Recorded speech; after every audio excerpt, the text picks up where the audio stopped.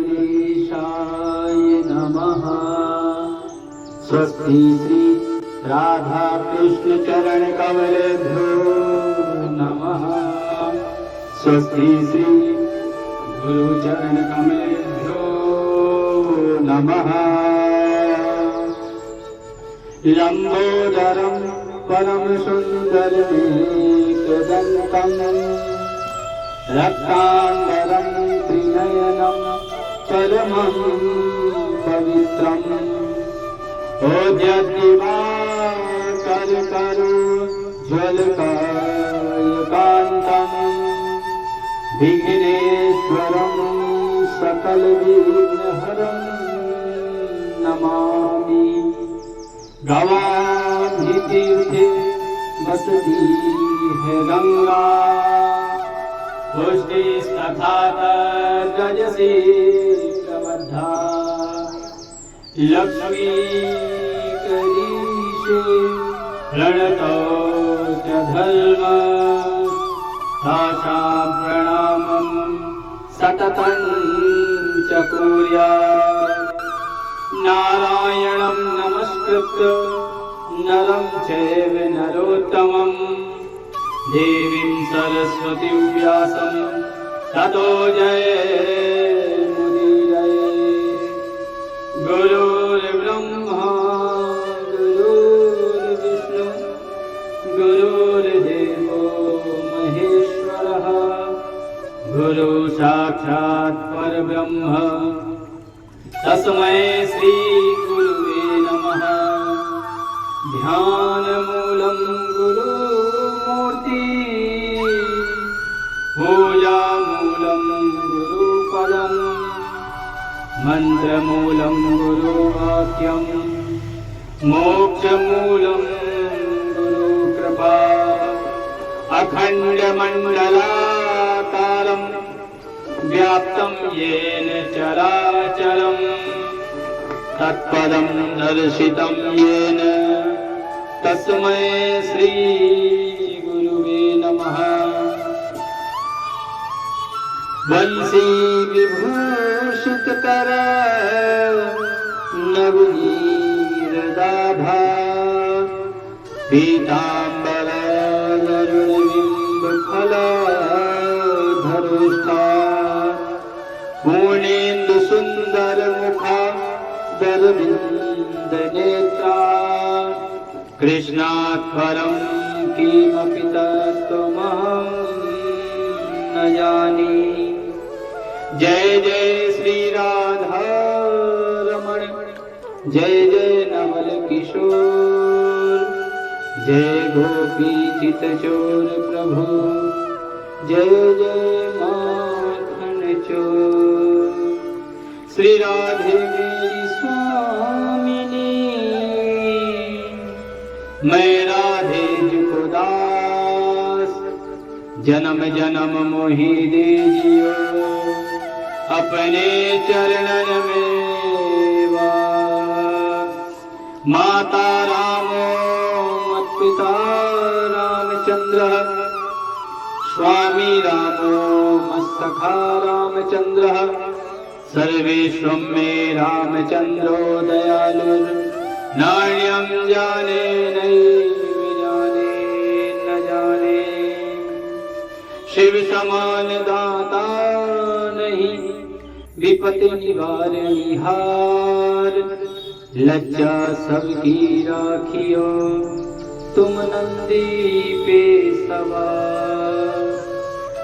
आइए हनुमंत विराजिए, मैं कथा कहूँ मति अनुसार। प्रेम सहित गादी धरो, विराजो पवन कुमार। बुद्धिहीन तनु जानिके, सुमिरो पवन कुमार। बल बुद्धि विद्या देहु मोहि, हरहु कलेश विकार। परंपरात्पर आनंदमय करुणामय भक्त वांछा कल्पतरु, तनिंदित विनिंदित पीतांबरधारी पुराण पुरुषोत्तम श्री राघव जी के चरणों में इस दास का प्रणाम। मेरी माता जानकी जी के चरणों में इस दास का प्रणाम। श्री कृष्ण कन्हैया जी के चरणों में इस दास का प्रणाम। परम आराध्य लाडली ब्रजभानु नंदिनी श्री राधा रानी जी के चरणों में इस दास का प्रणाम। भूत भावन भगवान भोलेनाथ जी के चरणों में इस दास का प्रणाम। कथा के परम रसिक श्री हनुमंत लाल जी के चरणों में इस दास का प्रणाम। श्री सतगुरुदेव जी के चरणों में इस दास का प्रणाम। सभी श्रोताओं बंधुओं को राधे राधे। हम सब पुरुषोत्तम मास की कथा श्रवण कर रहे हैं। आज पुरुषोत्तम मास का तीसरा दिन है और कथा भी आज तीसरे अध्याय से प्रारंभ होगी। मैंने आपको बताया था कि कथा वो है जो हमारी व्यथा को बदल दे। कथा से यदि मनुष्य की व्यथा बदल जाए तो कथा सार्थक हो जाती है। जीव का कल्याण कथा श्रवण से होता है। कथा को अपने हृदय में उतारिए, लेकिन कथा ऐसे श्रवण नहीं करनी चाहिए। कथा श्रवण के भी नियम होते हैं। गुरुदेव जी के चरणों का ध्यान करके कथा श्रवण करने से कथा मोक्षदायिनी हो जाती है। आइए हम सब श्री पुरुषोत्तम मास के महात्म्य की कथा की तीसरे दिवस और तीसरे अध्याय में प्रवेश करते हैं। कल हमने आपको कथा में श्रवण कराया कि नारद जी नारायण महामुनि के पास गए और उनसे जीवों के कल्याण के लिए कथा सुनाने के लिए कहा। तब महामुनि नारायण ने उन्हें पुरुषोत्तम मास की कथा के बारे में बताया। नारद जी ने कहा कि इस कथा को हमें विस्तार से कहिए, क्योंकि जब तक हम कथा के बारे में जानेंगे नहीं तो उस कथा में हमारी प्रीति नहीं होगी। जाने बिन होय प्रतीति, बिन प्रतीति होय नहीं प्रीति। जब तक हम किसी कथा के बारे में जानेंगे नहीं तब तक उसमें हमारा भाव नहीं होगा। नारद जी ने भी कई प्रश्न किए कि किसकी कथा है, इसके देवता कौन है। नारद जी के वचन सुनकर कल देवादिदेव नारायण महामुनि नारद जी से कहते हैं, ऋषि ऊचु नारायणो नरसखा यदुवाच शुभम वचः नारदाय महाभागा तन्नो वद सविस्तरम्। श्रीसूत उवाच नारायणो नारायण वचो रम्य श्वेतांबुज सत्तमः यदुक्तं नारदये तत् प्रवक्ष्यामि यथा श्रुतम्। श्रीनारायण उवाच शृणु नारद प्रवक्ष्यामि यदुक्तं हरिणा पुरा रज्ञे युधिष्ठिराय वा श्रीकृष्णे महात्मनः। एकदा धार्मिको राजा जात सत्युधिष्ठिरः धुते पराजितो दुष्टे धृतराष्ट्रो छलप्रिये समक्षमग्नि सम्भूता कृष्णा धर्मपरायणा दुशासने दुष्टने कवचे वादया कर्षित अकष्टतानि च वांसासि श्रीकृष्णे सुरक्षित पश्चादन्यां परित्यज्य प्रेतां कंप्यकांगनम्। ऋषिगण बोले कि हे महाभाग, नर के मित्र नारायण नारद के प्रति जो शुभ वचन बोले वह आप मुझसे सविस्तार पूर्वक कहिए। हम उसे आपके मुख से सुनना चाहते हैं। सूत जी कहते हैं कि हे तुझे सत्तमो, नारायण के ने नारद जी के प्रति जो सुंदर वचन कहे वह जैसे मैंने सुने हैं ठीक उसी प्रकार मैं तुमसे कहता हूं। मैं उसमें कुछ जोड़ूंगा नहीं, उसमें कुछ घटाऊंगा नहीं। जिस प्रकार नारायण जी ने नारद जी से कहा है ठीक ठीक उसी तरह मैं आप लोगों को श्रवण करा दूंगा। आप लोग उसे सावधान होकर सुने। देखिए, कथा मन लगा के सुननी चाहिए। यदि कथा में मन नहीं है तो कथा हमारे समझ में नहीं आएगी। इसलिए सबसे पहले हमें अपना मन एकाग्र करना पड़ेगा। जितनी कथाएं होती हैं सब में कहा जाता है कि सावधान होकर सुने, ध्यान से सुने। वो इसीलिए कहा जाता है ताकि वो कथा आपके समझ में आए। नारायण कहते हैं कि हे नारद जी, पहले महात्मा श्री कृष्णचंद्र ने राजा युधिष्ठिर से जो कहा था वह मैं आपसे कहता हूं, आप सावधान होकर सुने। एक समय धार्मिक राजा अजातशत्रु युधिष्ठिर क्षरप्रिय धृतराष्ट्र के दुष्ट पुत्रों द्वारा भूत कीड़ा में हार गए। सबके देखते देखते अग्नि से उत्पन्न हुई धर्मपरायण द्रौपदी के बालों को पकड़कर दुष्ट दुशासन ने खींचा और खींचने के बाद उसके वस्त्र उतारने लगा। तब भगवान श्री कृष्ण उसकी रक्षा करने आए, क्योंकि द्रौपदी ने पहले सबको बुलाया, लेकिन उस सभा में जब द्रौपदी के वस्त्र हरण हो रहे थे तब उसकी सहायता करने वाला वहां पर कोई नहीं था। जब मनुष्य भी संसार से थक जाता है तब परमात्मा को याद करता है, और यदि हम पहले ही परमात्मा को याद करें तो हमारी दुर्गति कभी नहीं होगी। लेकिन हम क्या करते हैं कि दुख में सुमिरन सब करे, सुख में करे न कोई। जो सुख में सुमिरन करे तो दुख काहे होए। हमें हर समय परमात्मा का ध्यान करना चाहिए।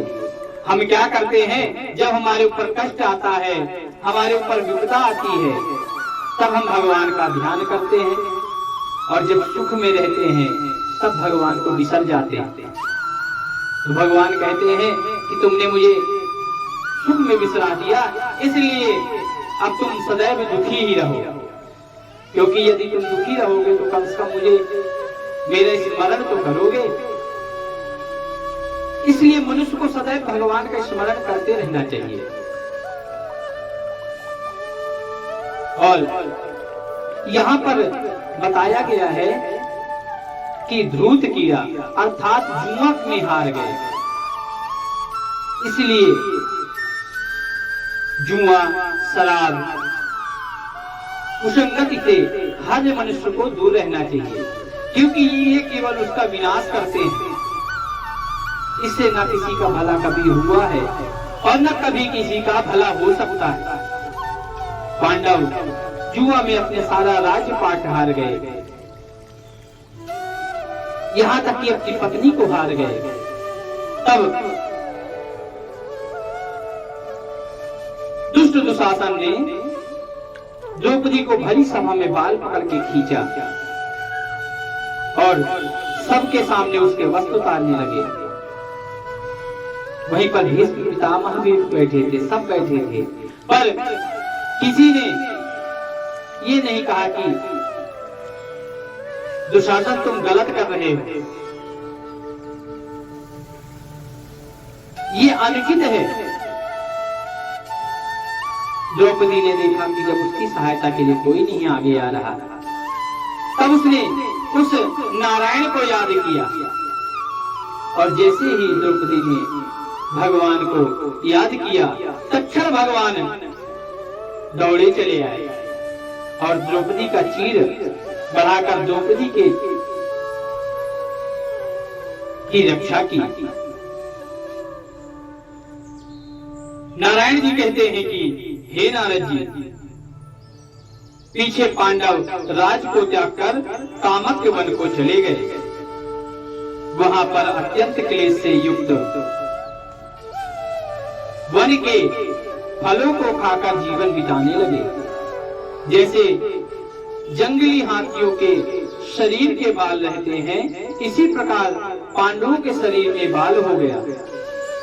अत्यंत क्लेशमापन्ना पार्था वन्य फलाशिनः विकिंच चिता सर्वे राजा एव वनेकस अथ तान दुखितान दृष्टं भगवान देवकी सुतः जगाम काम्य कौपन्नम मुनिभिः परिवारितः तं दृष्ट्वा सहसोत्तस्थो देह प्राणा निवागता पार्थासम्मजिरे प्रीत्या श्रीकृष्णं प्रेम विह्वलः हे चानी नमता भक्त्या यमो हरिपदाम्बुजम् द्रौपदी तं नमामाशु शनैः शनैः रतिञ्जता तान् दृष्ट्वा दुःखितान् पार्थानां रवरव जीवन वासस धूलिभिर्धूसरान् रुक्षान् सर्वतः कंच संयुतान् पञ्चालिमपि तवंगी तदशी दुख समृतां तेषां दुख मतो उग्रं दृष्ट्वैवार्तितं दुःखितः धृतराष्ट्रान् दधू कामो भगवान् भगवत्सलः चक्रे कोपं स विश्वात्मा भ्रुभंग कुटिले क्षण कोटिकाल करालस्य पैलग्निरिवोस्थितः संदृष्टोष्ट पुष्ट किंचित् लोकी ज्वलयान्निव।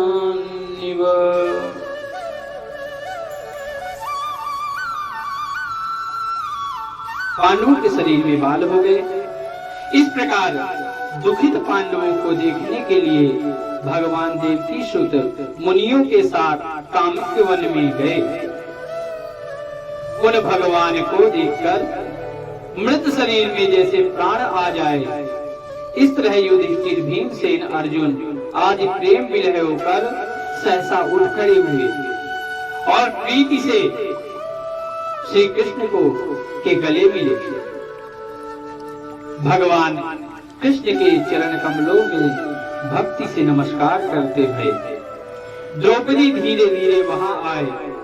आलस्य रहित होकर भगवान को शीघ्र नमस्कार करती भई उन दुखित पांडवों को रुरुमुख के चर्म के वस्त्रों को पहने देखकर और समस्त शरीर में धूल लगी हुई, रूखा शरीर, चारों तरफ बाल बिखरे हुए द्रौपदी को भी उसी प्रकार दुर्बल शरीर वाली और दुखों से घिरी हुई देखा।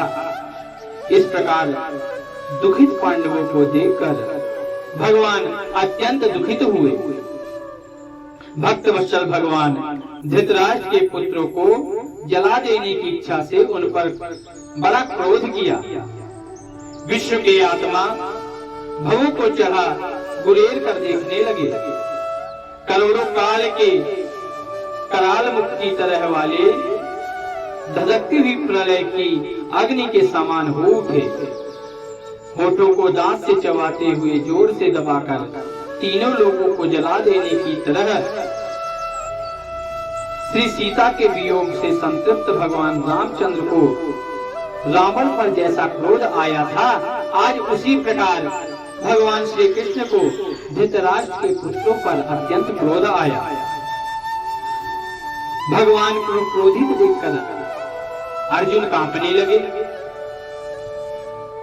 और श्री कृष्ण को प्रसन्न करने के लिए द्रौपदी, धर्मराज तथा अन्य लोग उसे भी अनुमोदित होकर शीघ्र ही हाथ जोड़कर भगवान की स्तुति करने लगे। अर्जुन कहते हैं कि हे कृष्ण जगताम नाथ नाथ नाहं जगद्भिः त्वमेव जगतां पाता मां न पासि कथं प्रभो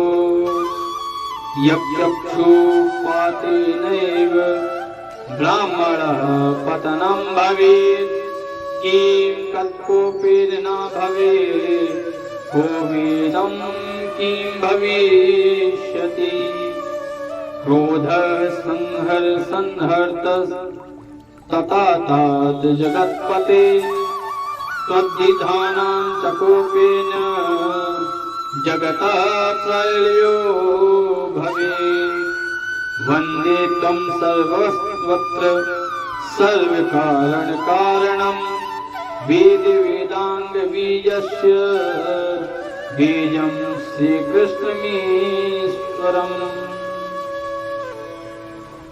अर्जुन कहते हैं कि हे कृष्ण, हे जगत के नाथ, हे जगत के पति, हे भक्त वत्सल, मैं जगत के बाहर नहीं हूं, आप ही जगत की रक्षा करने वाले हैं। हे प्रभु, क्या आप मेरी रक्षा नहीं करेंगे? जिनके नेत्रों की देखने से ही ब्रह्मा का पतन हो जाता है, उनके क्रोध करने से क्या नहीं हो सकता?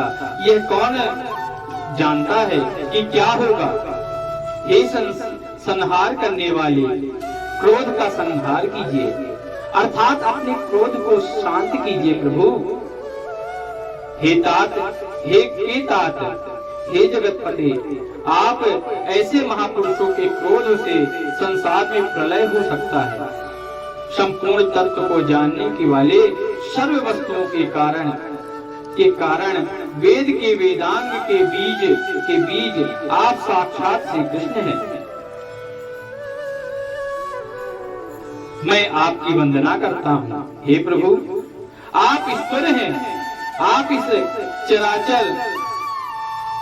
चराचरात्मक संसार को अपने आपने उत्पन्न किया है। सर्व मंगल के मांगल्य है और सनातन के बीज रूप है। इसलिए एक के अपराध से अपने बनाए समस्त विश्व का आप नाश कैसे करेंगे?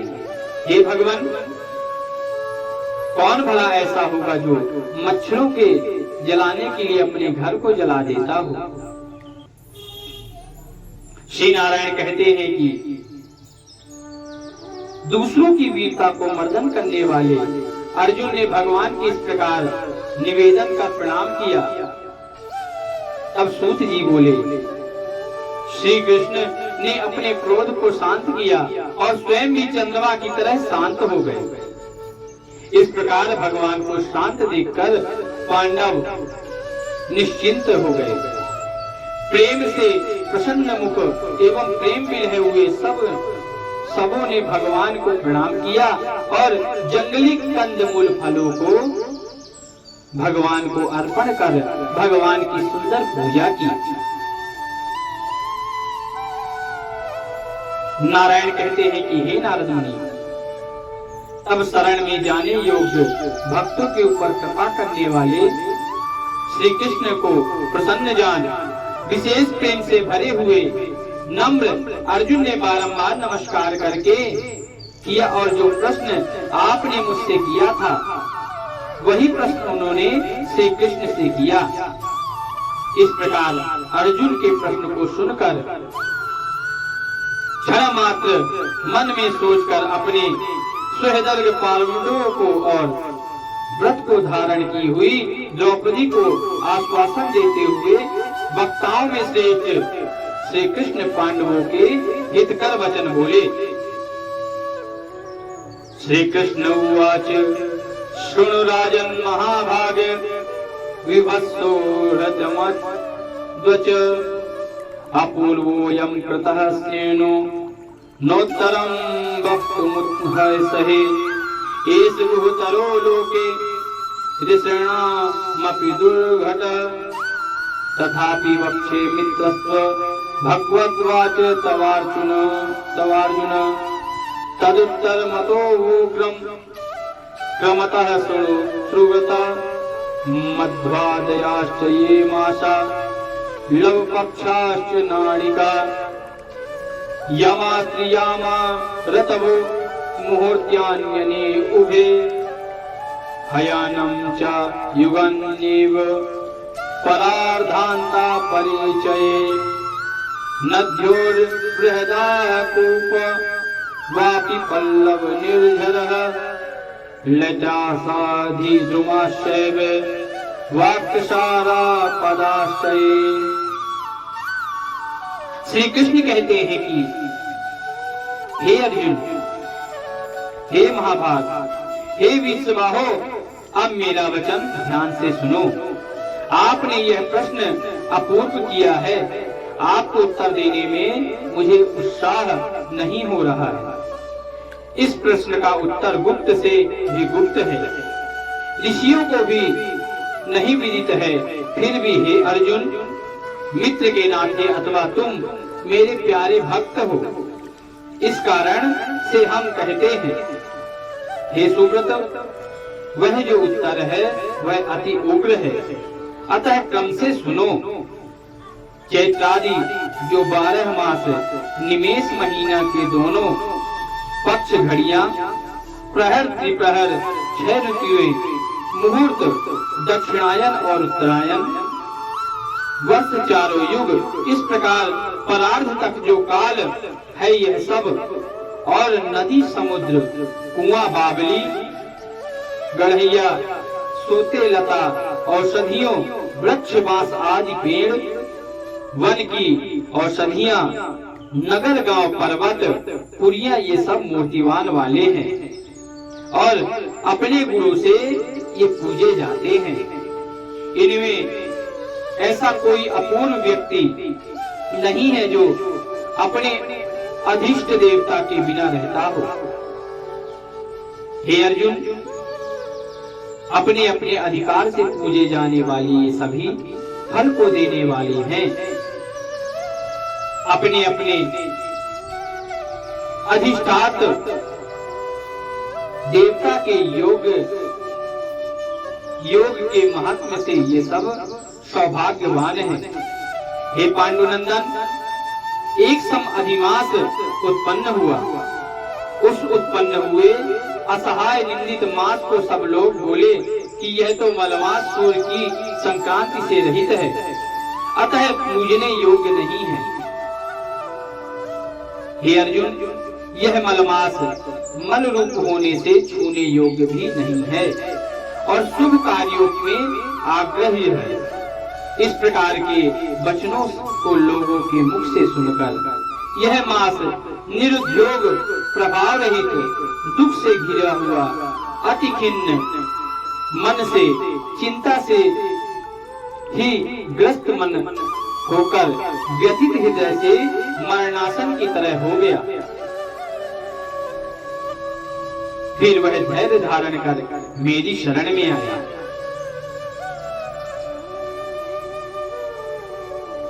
हे नर, प्राप्तो वैकुंठ भवनम यत्राहमवसं नरः अंतर्गृहं समागत्य मामसो दृष्टवान् परम् अमूल्य रत्न चिते हेम सिंहासने स्थितम् तदानीं मामसो दृष्ट्वा दंडवत् पतितो भुवि प्राञ्जलि प्रयुतो भूत्वा मुञ्चनं श्रुणिनेत्रतः वाचा गद्गदया सौम्यं बभाषे धैर्यमुद्ध्वनम् श्रीसूत उवाच इदुक्तं बद्रीनाथो विरराम ममामुनिः तत्क्षणोत्तम पुनरेवाह नारदो भक्तवत्सलः। हे अर्जुन, जब वह मेरी शरण में आ गया तब हे नर, वैकुंठ भवन में जहां मैं रहता था वहां पहुंचा और मेरे घर में आकर मुझ पर पुरुषोत्तम को इसने देखा। उस समय अमूल्य रत्नों से जड़ित सुवर्ण के सिंहासन पर बैठे मुझको देखकर यह भूमि पर साष्टांग दंडवत करने लगा और हाथ जोड़कर नेत्रों से बारंबार आंसुओं की धारा बहाता हुआ धैर्य धारण कर गदगद वाणी से कहने लगा, भगवान की शरण में जो जाता है भगवान उसका तिरस्कार कभी नहीं करते। कितना भी पापी क्यों न हो, कितना भी मलिन क्यों न हो, यदि कोई भगवान की शरण में गया है तो भगवान न चाहते हुए भी उसका कल्याण कर देते। जिस प्रकार रुई की खूब ढेर लगी हो और एक चिंगारी पड़ने पर वह रुई भस्म हो जाती है, उसी प्रकार जो मनुष्य भगवान की शरण में पहुंच जाता है भगवान उसके उसी समय सारे पापों का नाश कर देते हैं और उसे परम गति को प्राप्त कर देते हैं, प्राप्त कराते हैं। इसलिए मनुष्य ये विचार छोड़ दे कि मैंने कितना पाप किया है, कैसा पाप किया है, कहाँ पाप किया है, कौन सा पाप किया है। इन सब का त्याग करके मनुष्य के मन में भक्ति जागृत करके अपने मन में भक्ति का आवाहन करके भगवान के शरण में चला जाए। यदि भगवान की शरण में पहुंच गया है तो महापापी भी भगवान के शरण में जाने पर अपने पापों को उसी समय नाश कर देता है और भगवान का परम भक्त हो जाता है। यहाँ पर भगवान कहते हैं कि हे अर्जुन, यह मलिमास मेरी शरण में आया और मुझे देखकर गदगद होकर अश्रु बहाने लगा। अर्थात जब मनुष्य की आंख से आंसू बहने लगे, भगवान की याद में भगवान को देखकर वह विलय हो जाए, भगवान के लिए रोने लगे, तो समझ ले कि उसको भगवान की भक्ति प्राप्त हो रही है। मंदिर में जाए और वहां पर उसके नेत्र से आंसू बहने लगे तो समझे कि भगवान की कृपा हो रही है।